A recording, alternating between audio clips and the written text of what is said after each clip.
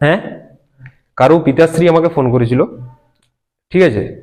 সে আমাকে বলেছে যে এরকম কি ফিস দিস, সে আবার ফোন করেছে আমাকে 1 তারিখে, ঠিক আছে। তার মানে সে বলছে বলছে আমাকে 29 তারিখে ফোন করে বলেছে যে এই যে স্যারের ফিজ, মানে টিউশনের ফিস দিতে হবে।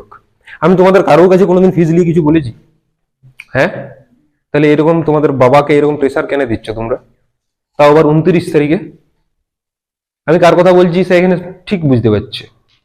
আর তার সাথে আমার দেখাও হবে, ঠিক আছে, আলাদা করে তাকে ট্রিটমেন্ট দেওয়া হোক। আমি একটা জিনিস খুঁজে পাচ্ছি না, তোমরা ভাবো তোমাদের এই জেনারেশনটা এমন জেনারেশন, তোমরা বুনুরা তোমরা হয়তো পারবে, তো এরা কি জানো তো, এরা এদের বাবার সাথে দাঁড়াই করে 2 মিনিট কথা বলতে পারবে না, চোখে চোখ রেখে। কেউ পারবে না, আমি লিখে দিলাম। ঘরে যাই বলবে, যদি বলবে যে তোমার বাবা এখানে দাঁড়াই আছে, তো ও এরকম করে এখানে খাতা লাগবে, টাকা দিতে হবে। আরে ভাই তাকাই বলো না, ওটা তোমার শ্বশুর না ভাসুর, ওটা তো তোমার বাবা। সিরিয়াস, কেউ কেউ তাকাই কথা বলতে পারবে না। হ্যাঁ, আরে ভাই বাবার সাথে একটু ভালো করে কথা বলো। অর্ণব ভালো করে কথা বলতে পারবে তোমার বাবার সাথে? হ্যাঁ, কোনোদিন বলেছো এরকম করে কথা? কোনোদিন বলনি। টাকা লাগবে কেমন জোর করে এরকম করে, এগুলো এগুলো কি ভালো জিনিস কোনো? হ্যাঁ, কোনোদিন কি আছে বাবা বাবা মাঠ থেকে ঘাট থেকে কোনো জায়গা থেকে কষ্ট পরিশ্রম করে আসি, যে একবারও মনে হয়নি যে দেখি তাহলে একটু তার সাথে ভালো করে কথা বলে একটু তার পা হাত পা টিপে দিই?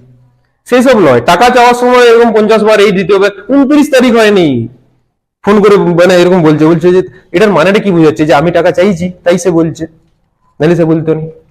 হ্যাঁ, এরকম কেউ করো না, ঠিক আছে। তো তোমাদের বাবা তারা তারা তাদের যখন সময় হবে, যখন ইয়া হবে, তখন তারা তাদের মতো করে করতে দাও, তোমরা কেউ প্রেসার দিও না।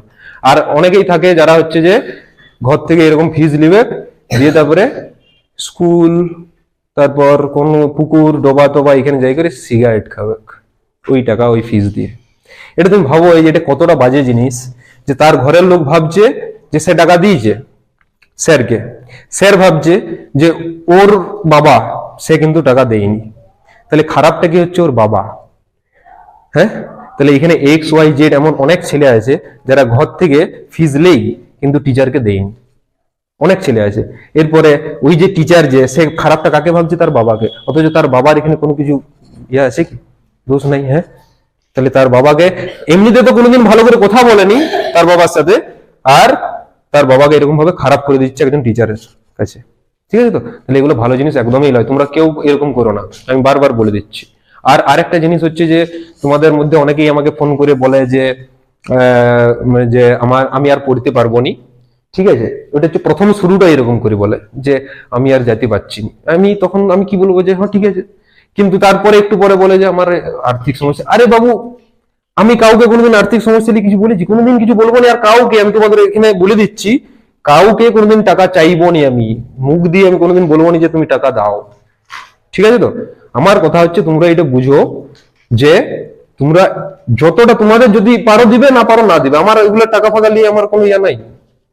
আমার বস আছে, বস আমাকে টাকা দেই, ঠিক আছে। তো সুতরাং আমি টাকা নিয়ে অতটা ভাবিনি, কিন্তু আমার খারাপ লেগে এই জায়গা থেকে, দেখো এগুলোর প্রচুর খরচা আছে, তো তাহলে সেই খরচা করছি আমি, অথচ তোমরা পড়াশোনা করছো না। খারাপ আমার এই জায়গা থেকে। এই যে রাহুল যদি পড়াশোনা না করে দিয়ে এখানে প্রতিদিন চলে এলো, ঠিক আছে, তাহলে ও পড়াশোনা করছে নি, আমার খারাপটা লেগে এই জায়গাতে। ও আমাকে টাকা দেখ না দেখ আমার এগুলো কোনো কিছু ম্যাটার করে না, ঠিক আছে। তাহলে তোমরা ঘরে কেউ কোনোদিন বাবাকে প্রেসার দিবে না, তোমাদের বাবার মনে পড়বে, তোমার বাবা তখন যদি দিতে মন যায় দিবে। আমি তো বলিনি কাউকে আমাকে টাকা দিতে হবে বলে।